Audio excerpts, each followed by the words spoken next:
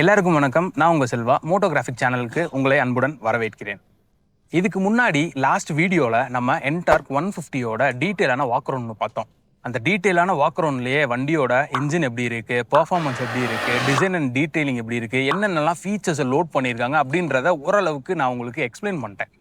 இந்த வீடியோவில் அது எல்லாமே நீங்கள் ப்ராக்டிக்கலாக வண்டி எடுக்கும்போது யூஸபுளாக இருக்கா, பர்ஃபார்மன்ஸ் நல்லா இருக்கா, முக்கியமாக 150cc கேட்டகிரியில் இருக்க ஏராக்ஸோட பெர்ஃபார்மன்ஸை இது பீட் பண்ணுதா அப்படின்றத நம்ம இவங்க கொடுத்துருக்க ட்ராக்ல டெஸ்ட் பண்ணி அதை இந்த வீடியோவில் நான் சொல்கிறேன். வீடியோ மறக்காமல் ஃபுல்லாக பாருங்கள், கண்டிப்பாக உங்களுக்கு யூஸ்ஃபுல்லாக இருக்கும். வாங்க வீடியோக்குள்ளே போயிடுவோம்.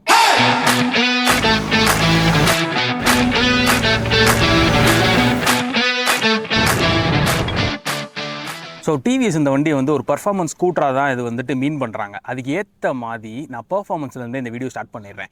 இந்த வண்டியோட ப்ரௌச்சரில் நாங்கள் பார்த்த வரைக்கும் ஒரு 14.2 நியூட்டன் மீட்டர் ஆஃப் டார்க்கும் 13.2 PS பவரும் ப்ரொடியூஸ் பண்ணுது. இது இந்த ரோட்டில் அப்ளை பண்ணும்போது சாட்டிஸ்ஃபைடாக இருந்தியான்னு கேட்டிங்கன்னா எனக்கு சாட்டிஸ்ஃபைட் தான். ஏன்னா ஒரு 150 ஸ்கூட்டர்ஸ் நம்ம எடுத்துக்கிட்டோம் அப்படின்னா கண்டிப்பாக அதோட பவர் ஃபிகர்ஸ் நம்மளுக்கு அட்ரினல் ரஷ் கொடுக்க தான் செய்யும். அந்த அட்ரினல் ரஷ் வந்துட்டு எனக்கு இதில் ஃபீல் ஆச்சு. எனக்கு 0 to 60 இந்த வண்டியை ஓட்டும்போது ஜஸ்ட் 5.1 செகண்ட்ஸில் நான் 0 to 60 அட்டைன் பண்ணேன். 0 to 100 கொஞ்சம் டைம் எடுத்துக்கிச்சு. என்னோட டாப் ஸ்பீட் பார்த்தீங்க அப்படின்னா ஒரு 102, 103 வரைக்கும் என்னால் இதில் போக முடிஞ்சுச்சு. அந்த பவர் ஃபிகர்ஸை நான் ரேஸுன்ற ஒரு மோடில் தான் போனேன். இதில் 2 மோட் இருக்குது, ஒன்று ஸ்ட்ரீட்டு, ஒன்று ரேஸு. ஸ்ட்ரீட் மோட் பொறுத்த வரைக்கும் நம்ம நார்மலாக ஸ்ட்ரீட்டில் கொஞ்சம் காமாக ஓட்டணும்னா அந்த மோட் யூஸ் பண்ணலாம். அதில் வந்து நம்மளுக்கு ஐடியல் ஸ்டார்ட் ஸ்டாப்னு சொல்லிட்டு ஒரு ஆப்ஷன் இருக்குது, ஃபியூவல் எஃபிஷியன்சியை நம்மளுக்கு அதிகப்படுத்தி கொடுக்குறதுக்கு. இதே ரேஸ் மோட் பொறுத்த வரைக்கும் நமக்கு அதில் ஐகோ அசிஸ்டன்ட் இருக்குது. அதாவது ஒரு 0.7 Nm ஆஃப் டார்க் வந்து பூஸ்ட் பண்ணி கொடுக்கும். இப்போ நார்மலாக இனிஷியலாக நம்ம நல்ல த்ராட்டில் கொடுத்து ஒரு 3000-4000 RPMல வச்சு நம்ம அந்த வண்டியை லான்ச் பண்ணும்போது extra newton metre of torque கொடுக்கும்போது அது இன்னும் நம்மளுக்கு அட்ரினல் ரஷ்ஷை கொடுக்கும். அது ரொம்பவே என்ஜாயபிளான ஒரு டிரைவிங் கொடுக்கும்.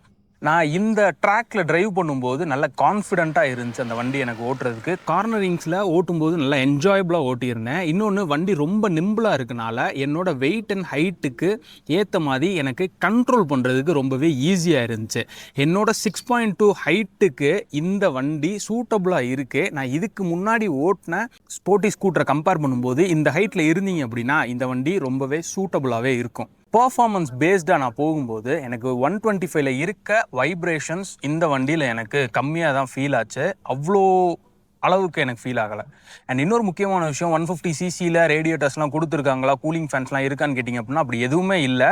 இவங்க கொடுத்துருக்க அந்த பேட்டர்ன் பண்ண அந்த O3C இன்ஜினில் கம்பஷன் சேம்பருக்கு மேலே மட்டும் அந்த கூலிங் கொடுத்துருக்கனால அதுவே என்னாஃபாக இருக்கும். இன்னொன்று இது கம்ப்ளீட்டாக க்ளோஸ்டு இல்லாமல் இருக்கனால ஏரே ஈஸியாக கூல் பண்ணிடும். அந்த அளவுக்கு நம்மளுக்கு ஒன்றும் ஹீட் வந்து இதில் ப்ரொடியூஸும் ஆகாது.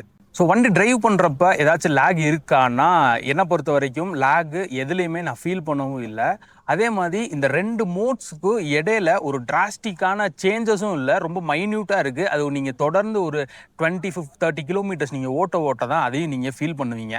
அண்ட் இந்த கான்ஃபிடென்ட்டான டிரைவ் கொடுத்த அந்த டயர்ஸ் வந்துட்டு இந்த ரோட்ஸில் ரொம்பவே கிரிப்பியாக ரொம்ப நல்லாவே பெர்ஃபார்ம் பண்ணுச்சு. நான் கார்னரிங்ஸ்லாம் எடுக்கும்போது எனக்கு நல்ல ஒரு ஜான்க்லிங்கான ஒரு பெர்ஃபார்மன்ஸ் தான் இந்த டயர்ஸ் வந்து கொடுச்சு. பிரேக்ஸ் பொறுத்த வரைக்கும் எந்த ப்ராப்ளமே இல்லை, சிங்கிள் சேனல் ABS தான் ப்ரொவைட் பண்ணுறாங்க. நான் வந்து ஒரு பேனிக் பிரேக் அடிக்கும் போதும் எனக்கு வந்து ஜர்க் ஃபீல் ஆகலை, எந்த ஒரு ஸ்கிட்டு எதுவுமே ஆகவே இல்லை. ரொம்பவே நீட் அண்ட் டீசெண்டாக இருந்துச்சு. இதில் கொடுத்துருக்க அந்த பிளிங்கர்ஸில் வந்து சேஃப்டி ஃபீச்சர் என்ன அப்படின்னா, நம்ம நல்ல பேனிக் பிரேக் அடித்தாலும் ஆட்டோமேட்டிக்காக வந்து பிளிங்கர்ஸ் வந்து எரிய ஆரம்பிச்சது. இப்போ சப்போஸ் ஏதோ இடத்துல அடிக்கிறோம் அப்படின்னா ப்ராக்டிக்கலாக இது வந்து ஒரு யூஸபுளாகவே இருக்கும். அண்ட் சஸ்பென்ஷன் பொறுத்த வரைக்கும் கொஞ்சம் ஸ்டிஃபர் சைடாக தான் ப்ளே பண்ணியிருக்காங்க. இப்போ 2 பேர் போகிறோம் அப்படின்னா ரியர் சஸ்பென்ஷன் வந்துட்டு நம்மளுக்கு கொஞ்சம் பேக் பெயின் வர்றதுக்கான சான்சஸ் இருக்குது. ஆனால் ஃப்ரண்ட் வந்து ஓரளவுக்கு மேனேஜபிளாகவே இருக்குது. ரைடர்ஸ் பொறுத்த வரைக்கும் நம்மளுக்கு நல்லா கம்ஃபர்டபுளாக போகிறதுக்கு இது ரொம்ப யூஸ் ஆகும். அண்ட் ரைடர்ஸ்ன்னு சொன்னதான் இந்த ஹேண்டில் பாஸ் பொறுத்த வரைக்கும் பார்த்தோன்னா நல்ல ஒரு கம்ஃபர்ட்டான ஒரு ரைடிங் கொடுக்குது. அப்ரைட்டான சீட்டிங் பொசிஷன் இருக்கனால நம்ம சப்போஸ் ஒரு கார்னரிங்கே எடுக்கிறோம் இல்லை அப்படின்னா ஸ்ட்ரைட் ரோடு அப்ரோச் பண்ணுறோம், க்ரூஸ் பண்ணுறோம் அப்படின்னாலும் நம்மளுக்கு எந்த ஒரு பெயினும் வராமல் ரொம்பவே ஈஸி டு கோவாகவே இருக்குது. ஸோ இவ்வளோ நான் டிரைவ் பண்ணி எனக்கு ஒரு ஜாய்ஃபுல்லான மூமெண்ட் கொடுத்தது வந்து இந்த வண்டியோட எக்ஸாஸ்ட் நோட் தான். பழைய 125 கம்பேர் பண்ணும்போது வே மோர் பெட்டராகவே இருந்துச்சு. ரொம்பவே நல்ல ஒரு ப்ளசண்ட்டான ஒரு ஃபீலிங் கொடுத்து, ஒரு ஹெல்மெட் போட்டு நீங்கள் ஓட்டினீங்க அப்படின்னா அந்த எக்ஸாஸ்ட் சவுண்டு உங்களுக்கு கேட்குறதுக்கு இன்னுமே நல்லா இருக்கு. ஸோ இந்த வண்டி பர்ஃபார்மன்ஸில் வந்து ஏராக்ஸை பீட் பண்ணுச்சு அப்படின்னு கேட்டிங்க அப்படின்னா என்னோட பதில் அதுக்கு இல்லைன்னு தான் சொல்லுவேன். ஏன்னா அது கம்ப்ளீட்டாக ஒரு ஸ்போர்ட்டி மெட்டீரியலாக இருக்குது. இது பொறுத்த வரைக்கும் நம்மளுக்கு வந்து சிட்டிலையும் யூஸ் பண்ணலாம், ஹைவேலையும் யூஸ் பண்ணலாம். நீங்கள் ஒரு 18 to 35 + 40 இருந்தாலும் சரி, எல்லாத்துக்குமே காமனாக யூஸ் பண்ணுற மாதிரி ஒரு பர்ஃபார்மன்ஸ் ஸ்கூட்டர் தான் இது. ஏராக்ஸ் பொறுத்த வரைக்கும் அப்படி இல்லை, சிட்டிக்குள்ளே கொஞ்சம் அன்கம்ஃபர்டபுளாக ஃபீல் ஆகும். அது மட்டும் இல்லாமல் அதில் நல்ல ப்ராடான ஷோல்டர்ஸு, அதுக்கப்புறம் இந்த ஃப்ரண்ட்டில் வந்துட்டு நமக்கு அவ்வளோ ஸ்பேசியஸாகவும் இருக்காது. அது உட்கார்றதுக்கு கொஞ்சம் டிஃப்ரெண்ட்டாக இருக்கும். கம்ப்ளீட் ஸ்போர்ட்டியாகவே எடுத்துகிட்டு வருவாங்க. ஆனால் இந்த ஸ்கூட்டர் பொறுத்த வரைக்கும் ஸ்போர்ட்டியாக மீன் பண்ணியிருக்காங்களே தவிர மக்களுக்கு பொதுவானதாக தான் எடுத்துகிட்டு வந்திருக்காங்க. அண்ட் வண்டியோட டிசைன் டீட்டெயிலிங் வந்துட்டு ரொம்பவே ஐ கேச்சிங்காகவே இருக்குது. ரோட்டில் நம்ம ஓட்டும்போது நிப்பாட்டி கேட்குற அளவுக்கு வந்து இதோட சிசல்டான ஒர்க் வந்து டிவிஎஸ் பண்ணியிருக்காங்க. அது ஒரு ஹேண்ட்ஸ் ஆஃப். இந்த டிசைன் அவங்க வந்து கிராஃபைட்டுன்னு சொல்லிட்டு ஒரு கான்செப்ட்லேருந்து தான் எடுத்திருக்காங்க. ஆனால் அதை ரீடிசைன் பண்ணி ப்ராக்டிக்கலாக கொண்டு வந்தது ஒரு நல்ல விஷயம். பிளாஸ்டிக் குவாலிட்டி பொறுத்த வரைக்கும் பார்த்தோம் அப்படின்னா ரொம்பவே கிளாஸியாக இருக்கனால பேனல் கேப்ஸ் இன்னும் அவ்வளோ பெருசாக தெரியல. ஆனால் நம்ம வண்டி டிரைவ் பண்ணும்போது சின்ன சின்ன ஒரு ஒரு நர்லிங் சவுண்டு வந்து கேட்குறது நல்லாவே ஃபீல் ஆகுது. ஃப்ரண்ட் அண்ட் பேக் நல்ல கலர் ஸ்கீம்ஸும் ஒரு 4 கலர் ஸ்கீம்ஸ் கொண்டு வந்திருக்காங்க. அதுவும் இந்த வட்டம் ஒரு வாவாக கொடுத்துருக்காங்க அப்படின்னு தான் கண்டிப்பாக சொல்லி ஆகணும். எனக்கு பிடிச்ச கலர்னு பார்த்தீங்கன்னா இதுலேயே ப்ளூவிஷாக ஒரு கலர் வந்திருக்கு. அது ஒன்று தான் இதில் டார்க் தீமே, மற்ற எல்லாமே லைட் தீமில் தான் கொடுத்துருந்தாங்க. அது என்னோட ஃபேவரெட்டு. அண்ட் நான் முதல்ல சொன்ன மாதிரி 2 ஆப்ஷன்ஸோட வருது. ஒன்று வந்து எல்சிடி டிஸ்பிளேவோட வருது, இன்னொன்று வந்துட்டு நமக்கு டிஎஃப்டி டிஸ்பிளேவோட வருது. நீங்கள் அஃபோர்ட் பண்ணுற மாதிரி இருக்குது அப்படின்னா என்னோட சஜஷன் தாராளமாக நீங்கள் டிஎஃப்டி வாங்கலாம். இல்லை நான் ஃபீச்சர்ஸ் எதுவுமே யூஸ் பண்ண மாட்டேன், எனக்கு நார்மலாக இருந்தால் போதும் அப்படின்னு நினைக்கிற ஆளாக இருந்தீங்க அப்படின்னா தாராளமாக நீங்கள் எல்சிடி கிளஸ்டர்ஸே போகலாம். அண்ட் வண்டி டிரைவ் பண்ணும்போது சீட்டிங் கம்ஃபர்டபுள் ரொம்ப முக்கியமானது. நல்லா லாங்காகவே கொடுத்துருக்காங்க. Red pillion as well as ரைடருக்கு உட்காந்து போகிறதுக்கு ரொம்பவே கம்ஃபர்டபுளாகவே இருக்குது. மைலேஜ் அப்படின்றது மேஜராக ப்ளே ஆகுறது ஒன்று. மைலேஜ் பொறுத்த வரைக்கும் நம்ம ஒரு 35 to 40 அப்படின்ற ரேஞ்சில் எடுத்துக்கலாம். ஆனால் இதுலேயுமே அஃபிஷியலாக வரல. உங்களுக்கு வேணும் அப்படின்னா கமெண்ட் செக்ஷனில் கமெண்ட் பண்ணுங்கள். அதை ஒரு வீடியோ எடுத்து நான் தனியாக அதை அப்லோட் பண்ணுறேன்.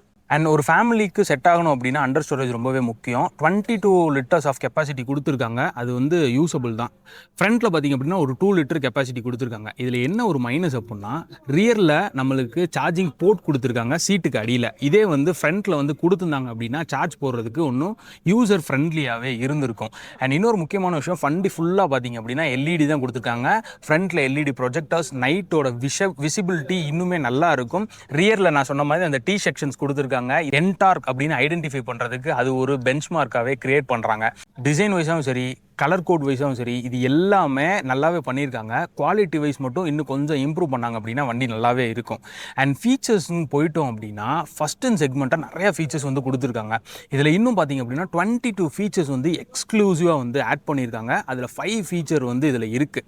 நான் ட்ராக்ஷன் கண்ட்ரோல்னு ஒரு மேட்ரு சொல்லியிருப்பேன். அந்த ட்ராக்ஷன் கண்ட்ரோல் வந்து ஒரு 150cc செக்மெண்ட்டுக்கு இவங்க கொடுத்தது ஒரு நல்ல விஷயம். வெட் ரோட்ஸில் ஓட்டும்போது அது ரொம்பவே யூஸபுளாகவும் இருக்கும்.